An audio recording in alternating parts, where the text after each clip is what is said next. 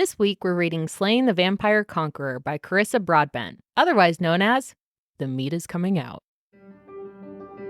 Hi readers, I'm Jordan. And I'm Katie. And welcome to Not Another Heroine Season 2, the podcast where we break down the best and worst fictional heroines of any genre. Because that's what we do now.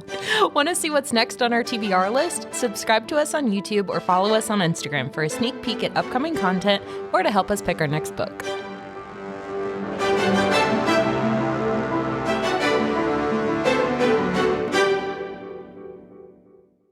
I'm kind of embarrassed by this book title.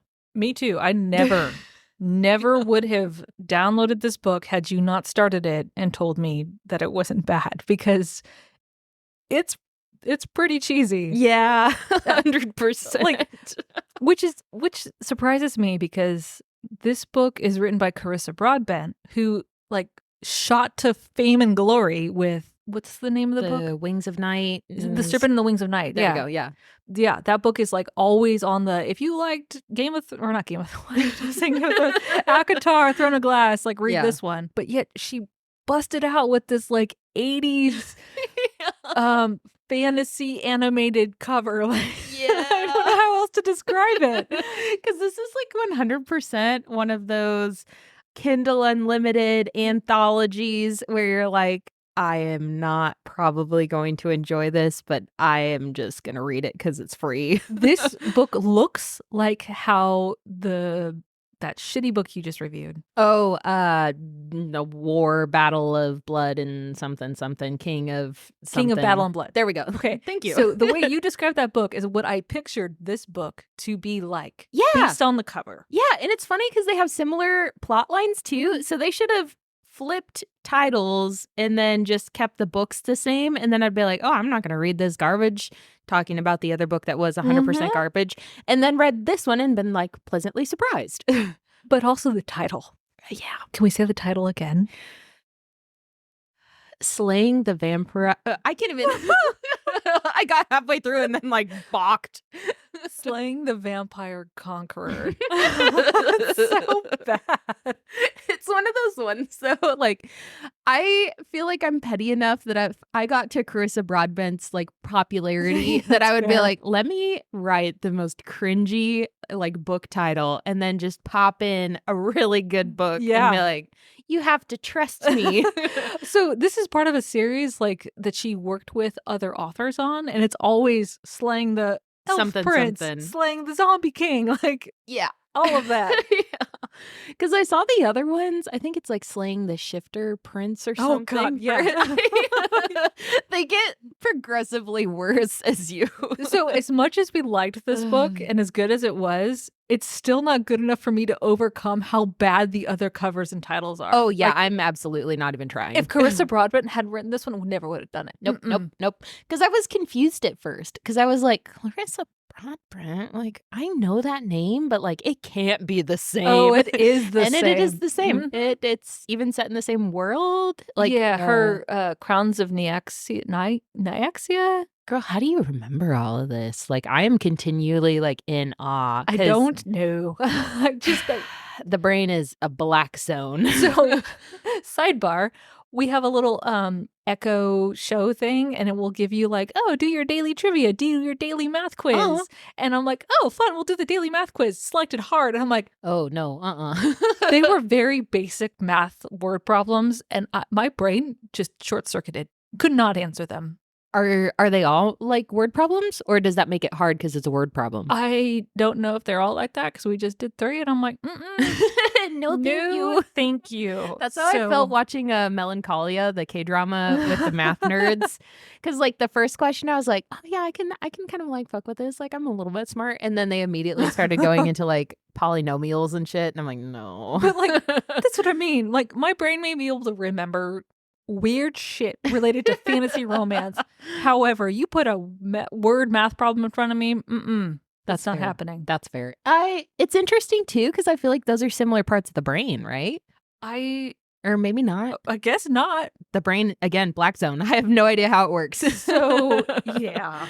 Yeah. Slaying the Vampire Conqueror. I don't know how I got over the title. What made you download this? Because desperation.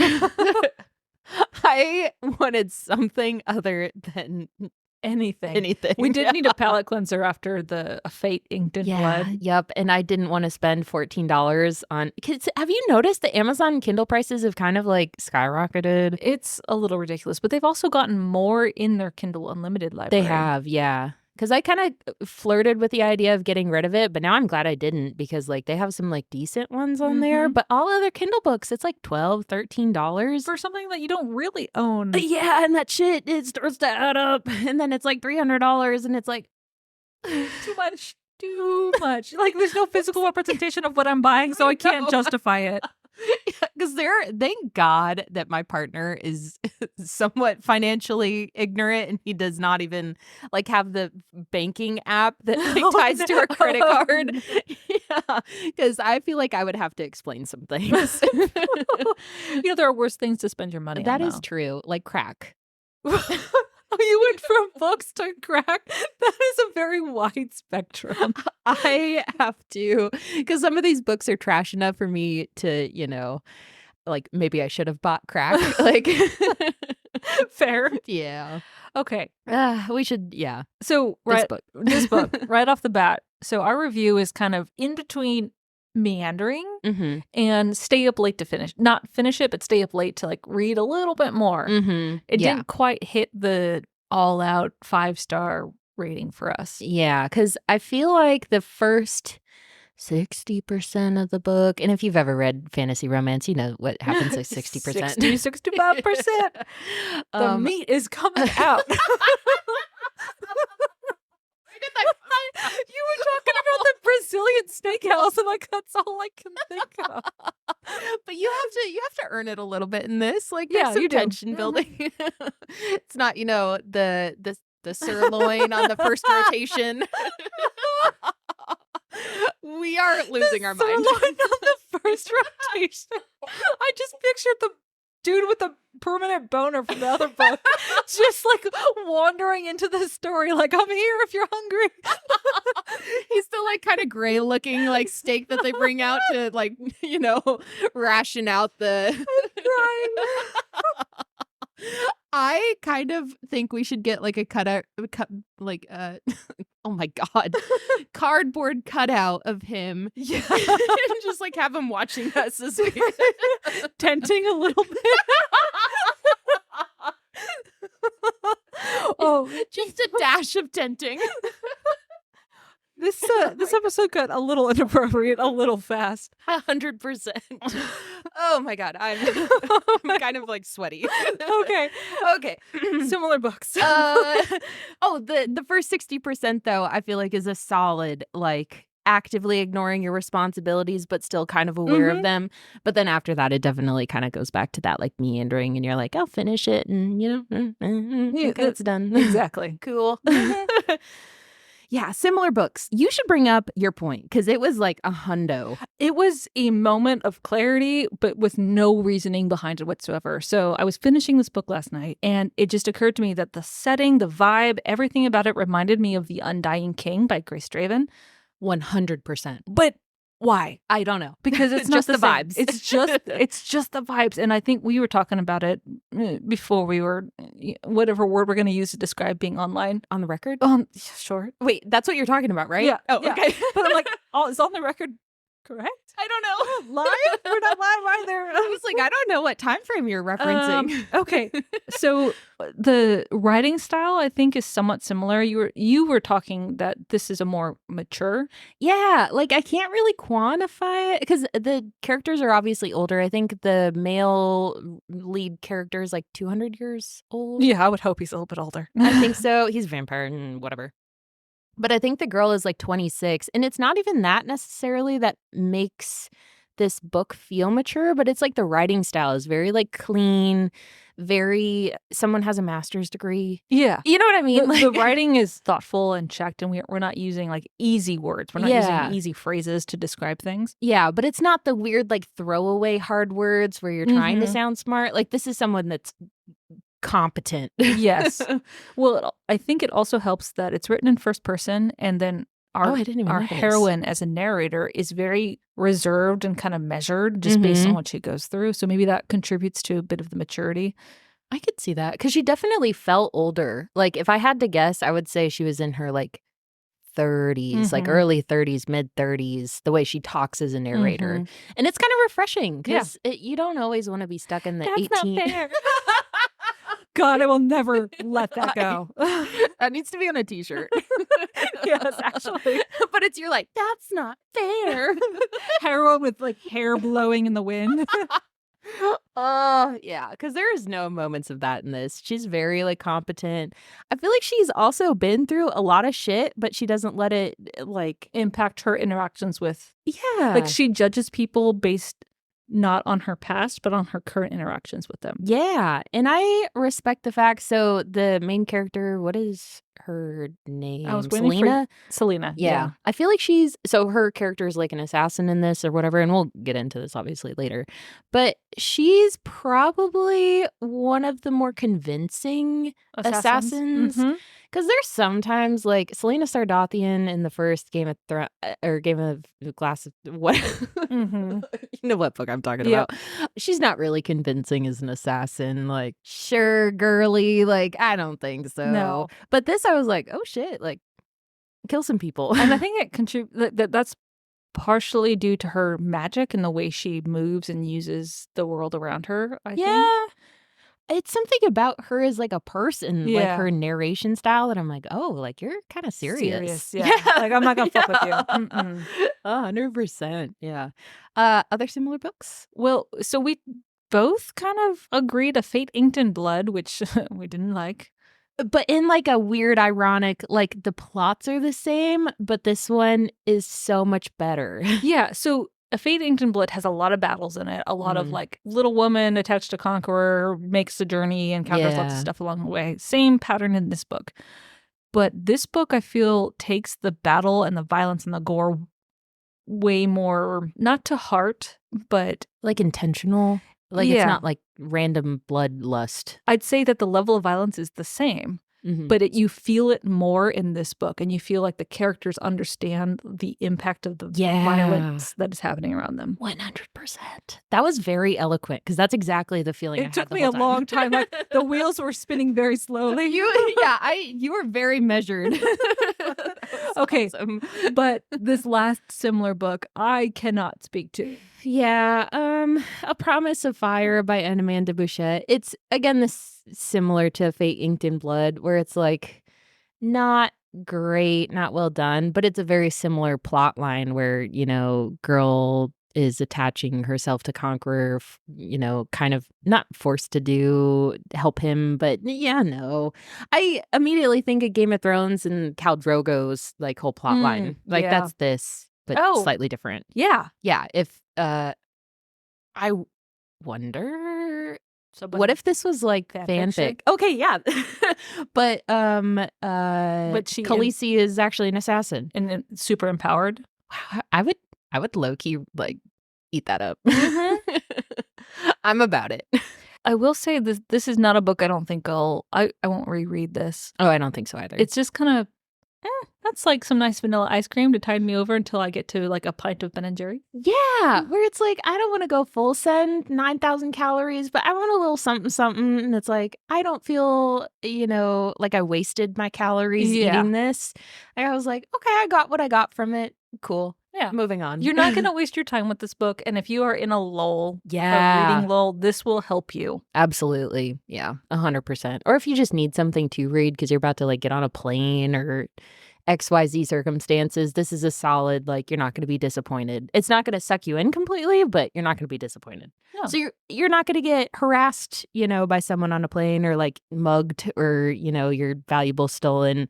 You'll be aware of your circumstances and, like, the things going on around you, but you'll be like, that was a nice little treat. I was actually reading this on the plane. Oh, on my last trip. This is pulled from reality. Yep. 100% can attest. Yep. That's the experience. So. It's like you're aware of, like, the sus people around you, but you're like, this is fine. I feel safe, but... I don't know about you, but when I am reading on a plane and I'm reading something like this, I'm very conscious of the angle of my Kindle. I'm like, we're at 60%. I'm going to just shift. Do you read it in... because normally I get to 60% and I find a different book to read. Girl, that is interesting. It's never really bothered me. Wow. I get super embarrassed. That's adorable. Wow, yeah. Wow. Well, I guess I'm just not really fazed by it, and I tend to skim it a little bit more when I get to those scenes. That's I'm fair. Like, I know how this works now. Like, I don't need someone to tell the me mechanics. But like, yeah. Interesting. Wow. Because I feel like our readers would probably think the opposite. Yeah, because I 100%, I get to, as soon as there's any kind of light touching, I'm like, well, turning that off. That's really? Yeah. I don't watch TV shows on planes either because of the same thing. Like, if there's a sex scene, I'm like, yeah. Wow. That's fun trivia. Yeah, I don't know what to do with that information. I don't know what to do with myself now that I feel like normal people don't. No. I think it's 100% normal to like continue reading it because there's all those book talk videos about it. I'm just a wuss. Well, I guess maybe this is too personal of a question, but like where is this going? Like for me, like I just kind of zone out. Like I'm not into it. Yeah. But like if you're getting turned on reading these steamier scenes, that feels kind of yucky. Yeah, like so if I were that immersed in a book, like this is like a 5-star read, and I'm invested in it. Did it. Thank you for that. A little echo to like woo woo. That came from the soul. That came from way down there.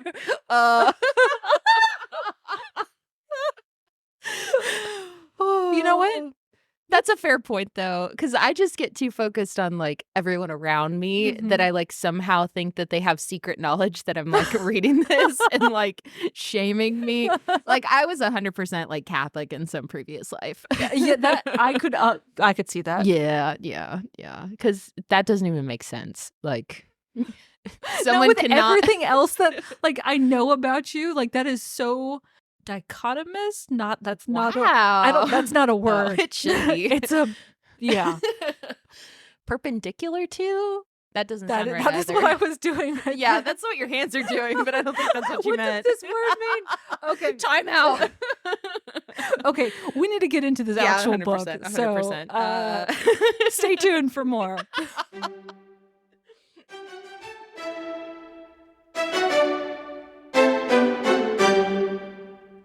Silena is Selena. That was Silena. Fun.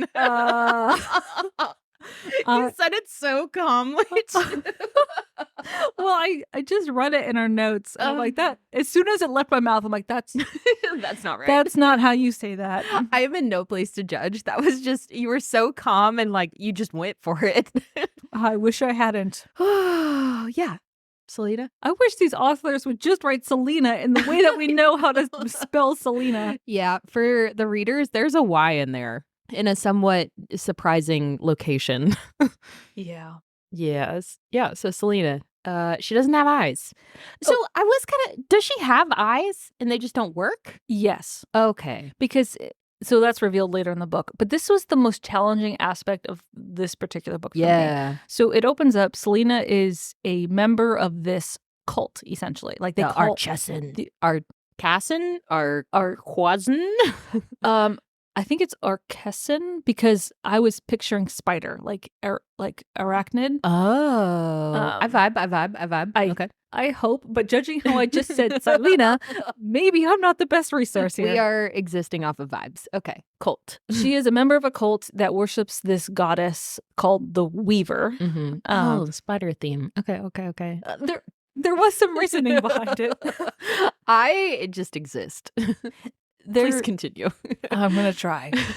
It's a group of all women.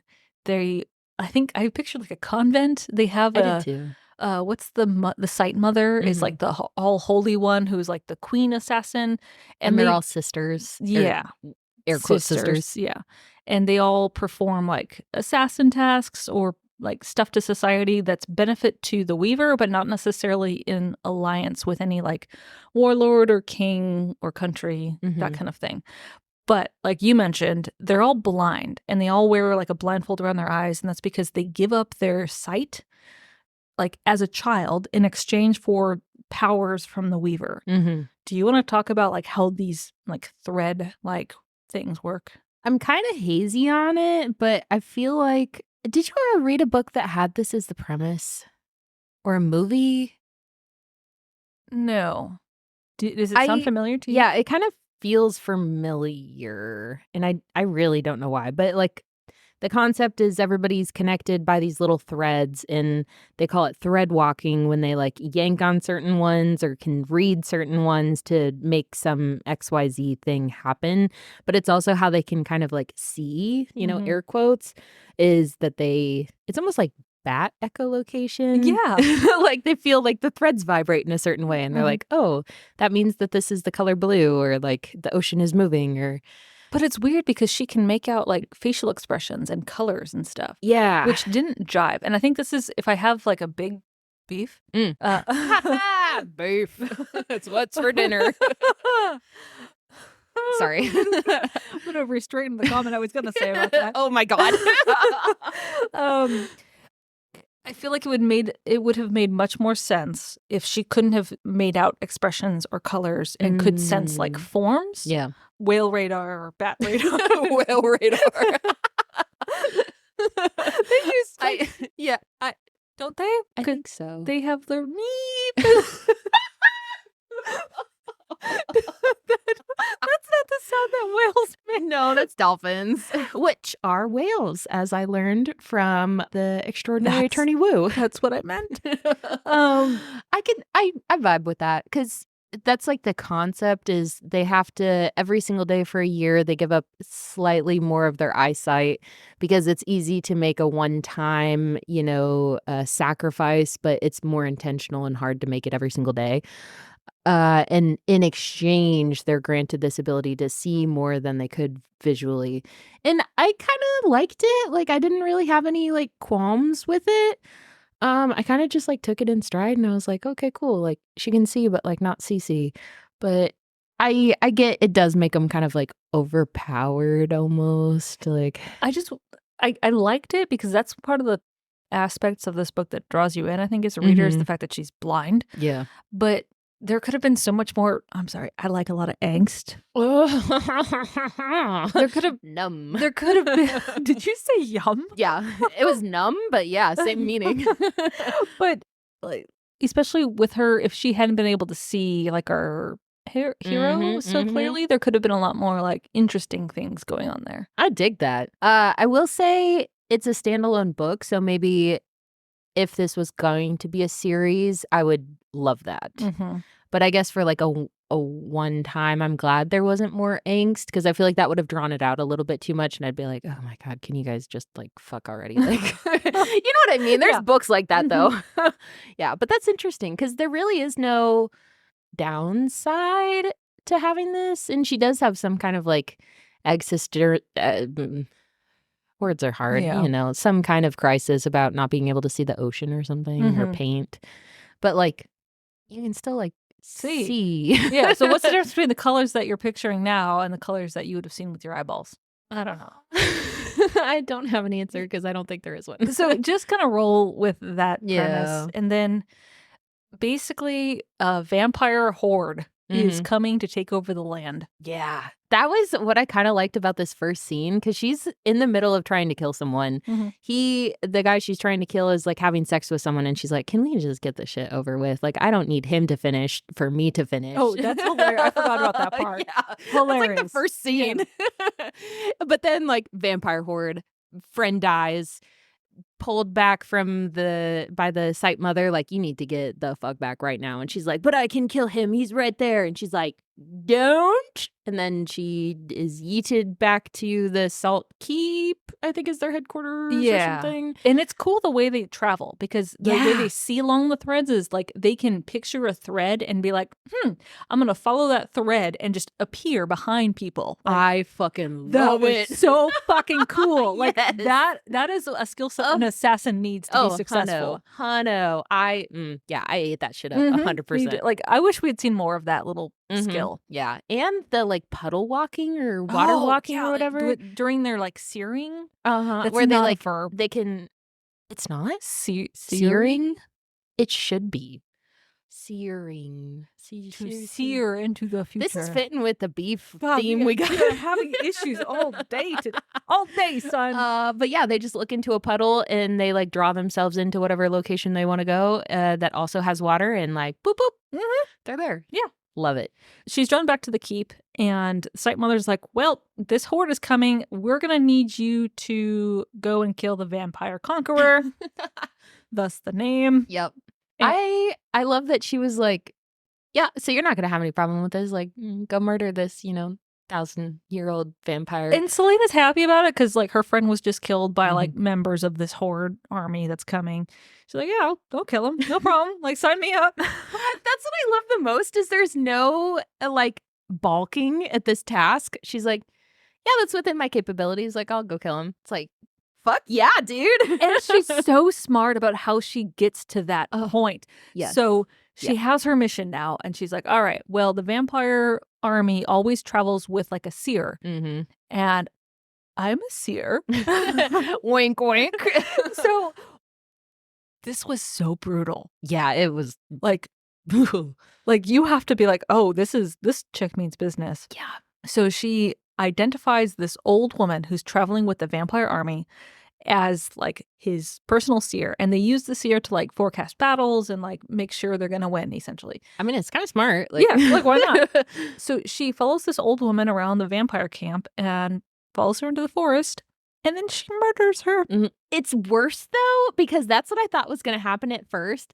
And then the second that the old lady turned around and she's like, I see you, I was like, they're gonna have a fucking discussion before she kills her? Like, what? Oh, that's true. It just added a layer of like, God damn. Yeah, because that old woman knew, like, I'm gonna die, but like, I'm gonna try and guilt you into it.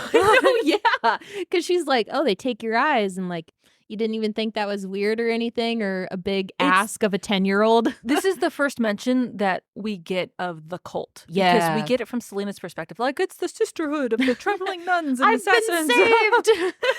But then we have this old woman who's like, oh, you're one of those blindfolded bitches. Like, yeah, you're psychotic. Yeah. And then Selena's like not really fazed by it. She's like, all right, well, thanks. Anyways, dead. And what I appreciated too is that she fucking waited.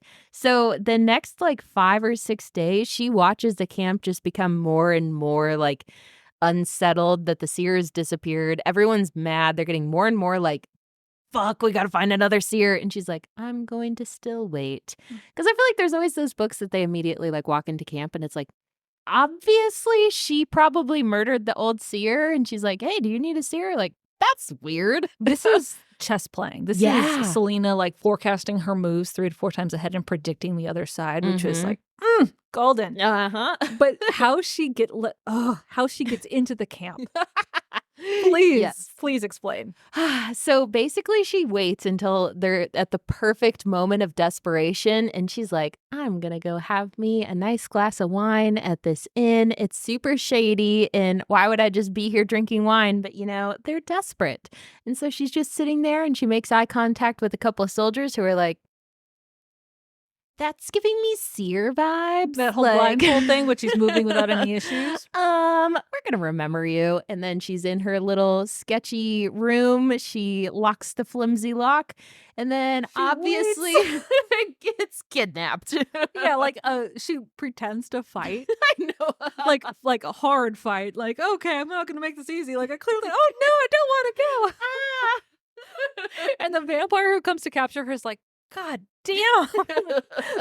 Just shut up. We're going to take you to a nice tent and it'll be fine. I love too, because she wakes up in the main Vampire Conqueror. His name is Atreus, but she doesn't find that out for a while. He immediately starts a conversation with her, and she's like, oh no, like, you're missing a seer? And he's like, yeah, like, kind of shit out of luck. I got to find a new one. And she's like, oh, I could be your seer. And he's like, you're one of those like crazy cultists. And I'm like, I really don't want to add another thing to my to-do list. So like, you can just go. And she's like, what? So the way she convinces him is so good too, because she's like, well, you know how evil this cult is? Like, I left the cult and they want to kill me because they don't leave anyone alive who leaves them. And I need protection, so I guess I could sear for you if you protect me from the evil spider people. I just love that his first inclination is like, I don't need another problem. Like, can you just Like, are you good at it? Like, like, you don't have eyes. Like, how can you actually see? He's like, this is not worth my time. Yeah. But then he's like, okay, cool. We can bargain some protection for your seer abilities. Sweet. Yeah. Anyways. So he takes her to like forecast into the future. Forecast. Like, what else do you call it? That's fair. Forecast. It's I pictured her in like a pantsuit. Like, today this week it will be raining blood. Literally. Yep. But the way she kind of looks into the future is both horrifying and really smart on the author to kind of write it this way. Mm-hmm. So like Atreus goes off with her and he's like, all right, I need you to predict this battle that I'm going to have. Because basically his plan is to travel with his vampire horde across the continent and take over these like warlords' territories. Yeah, they're kind of like counties, but they're Yeah. each run independent. Like city-states. Oh, yeah. Yeah. Right? City-states is probably more than county sheriffs. We were getting to the same place because at the end of all of these little counties is the big baddie king. And Big baddie king. Why do we have an echo? Sorry, I don't know. It felt like something that needed to be echoed. I feel like I have my own hype squad sometimes. Yay! So there's like 3 or 4 warlords that he's got to like conquer before he makes it to the big baddie king. Mm-hmm. And so they're coming up on the first warlord, and it's like a castle on the coast, and there's lots of weird tunnels to get to different levels of the city. And so they go into the forest, Atreus and Selena, and she's like, all right, I'm going to like look into this pond and see what's going to help you in this whole little forecasting seer session. She sees some shit. Yeah. You get to talk about it. Yeah, because that's what I liked almost most about this book is that all of the divinity, there we go. Divining. Any sketchy, spooky stuff is pretty sketchy, spooky. Like, it's not, sanitized at all. Like, it's pretty spooky. Yeah, because as she starts, like, her vision, she kind of goes into a trance. Mm-hmm. But as she's in this coma kind of state, she can still feel things. Mm-hmm. And, like, her feet are getting cut up as she, like, walks across this fine line of, like, a thread into the future. And her feet are actually getting, like, cut up by it and, like, ooh, spooky. Like walking on shards of glass. Ugh, yeah. Anyways, she, wades into the mist and she's like, Weaver, please show me the future, XYZ, XYZ. And I think she sees first is like a scene with a crescent moon. And she's like, okay, time frame. Cool. And then she sees the king of Alka and he's like bloody mouth, fucked up on a pile of bones. And she's like, okay. I kind of am like picking up the tea leaves here. So we should invade with the crescent moon. But she's like, show me a little bit more, like what other, potential circumstances we got going on. And then the scene changes and there's a full moon and then it turns into a bloody lunar eclipse. And she's like, that's ominous. Got it. And then she sees Atreus and she's with this other guy and they're on top of like some snowy giant mountain and their goddess appears and she is fucking frightening, but very beautiful, but in the like psychotic Yunjin way. Yeah. Yeah. That's what I pictured. The way she's described too is like her like eyes are all black and like smiling cruelly, like Nyaxia. Yeah, because she's the baddie too in the other series, the like her main one. So the goddess here has her own backstory, which is fascinating. Yeah, because like something happens and then her husband is like murdered, right? Yeah, Something. When she was very young, Nyaxia, like in the pantheon of gods, was married to another god. All the other gods didn't like him or something like that and murdered her god husband. Mm-hmm. So Nyaxia is like, fuck you to the entire pantheon, like left the pantheon to start her own like kingdom. continent. So she created vampires and put them on this continent called Obitreus. Yeah. And she's like, all right, you are my people. You will worship me. I am your goddess. And fuck all those humans. Yeah. I love that she was so petty that she's like, I'm going to make something that eats your somethings. Like, girl. Yeah. So she's there being a psycho, and then she continues being a psycho because all of a sudden the guy next to Atreus is dead on the ground, surrounded by blood. And it's kind of sad because Atreus is upset and he's like, my prince, wake up.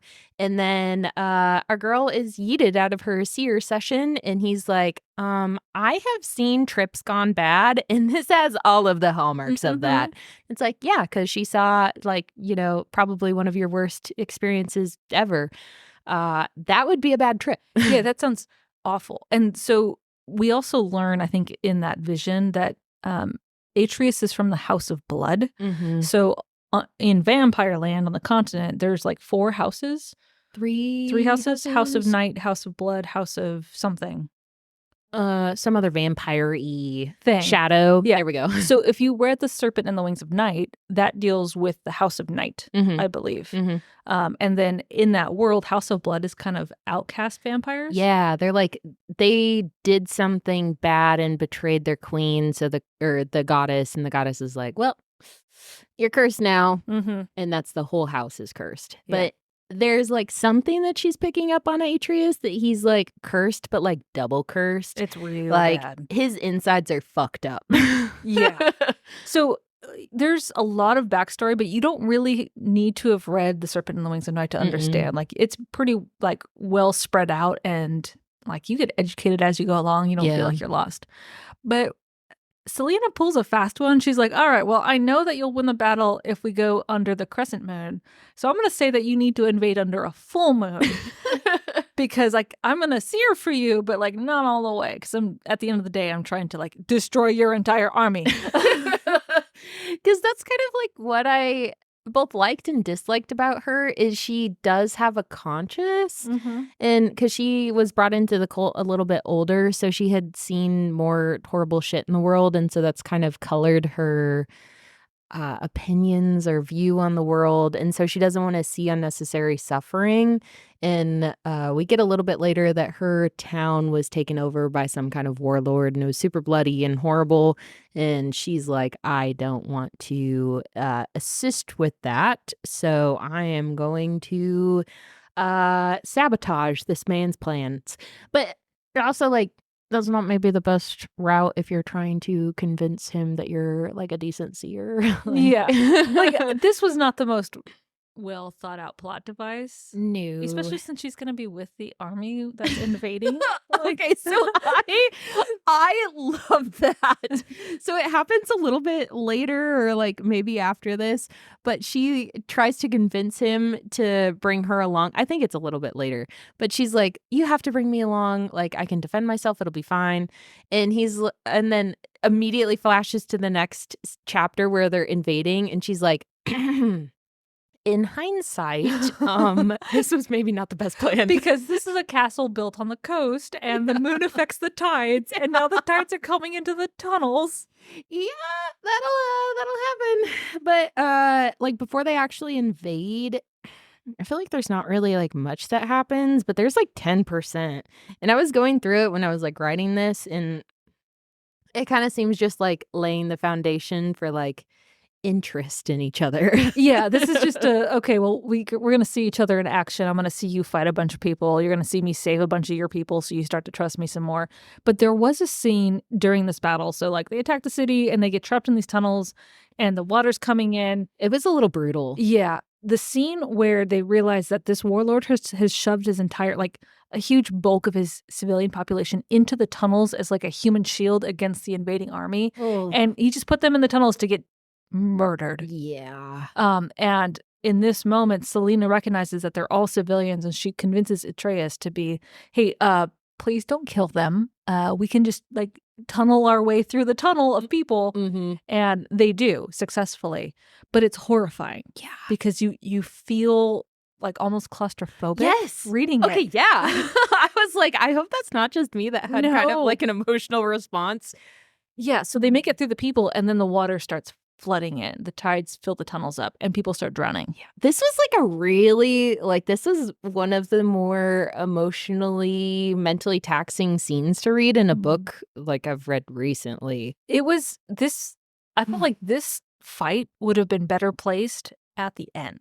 I agree. This would have been the culminating battle, not the first one. Yeah, because I feel like each of the battles, because they're not as visceral as this one, it kind of loses its impact. Mhm. But yeah, this one was fucking brutal. And so the water's coming in. They're basically trapped with almost a majority of, Atreus' forces with them in that tunnel, or like they're kind of spread out, but Like he's some like are the getting main. like flushed out to sea. Well, yeah, because that's my like one of my like low key nightmares is like drowning. Oh, yeah. But drowning in the dark, like that's even worse. Like, ugh. And so basically, she kind of like proves herself, kind of, because he's immediately like, "Girl, you are a seer. You specifically told me to, invade this kingdom during a full moon.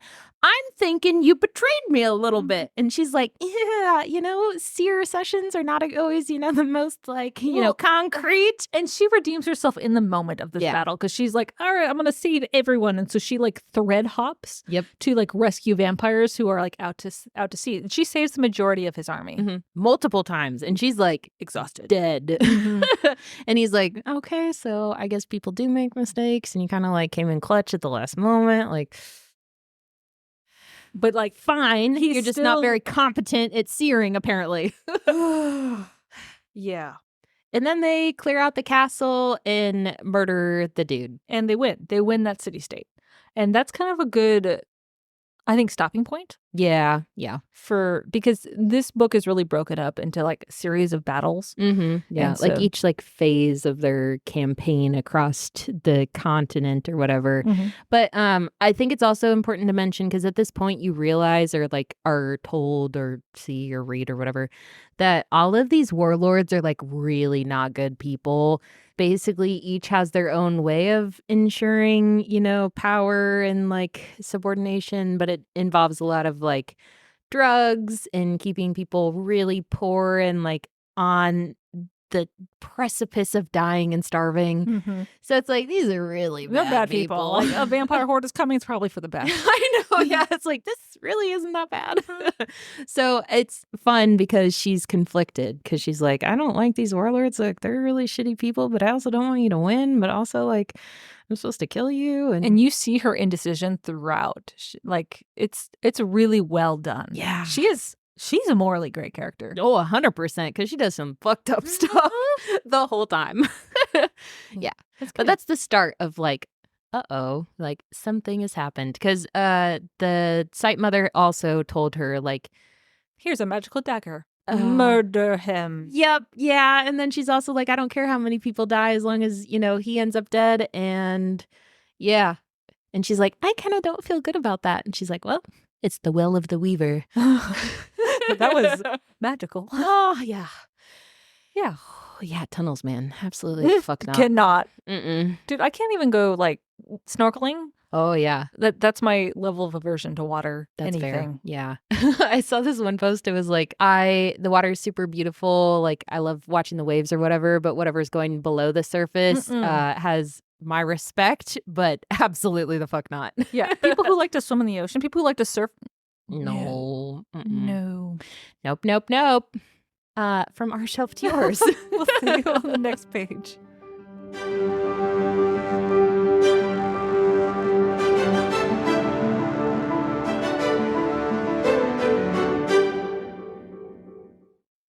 Hi, readers. If you'd like to help us pick our next book, send us a message on Instagram. Or if you'd like to just listen, we post new episodes every Monday and Wednesday on Spotify, Apple, and Amazon. Thanks for listening.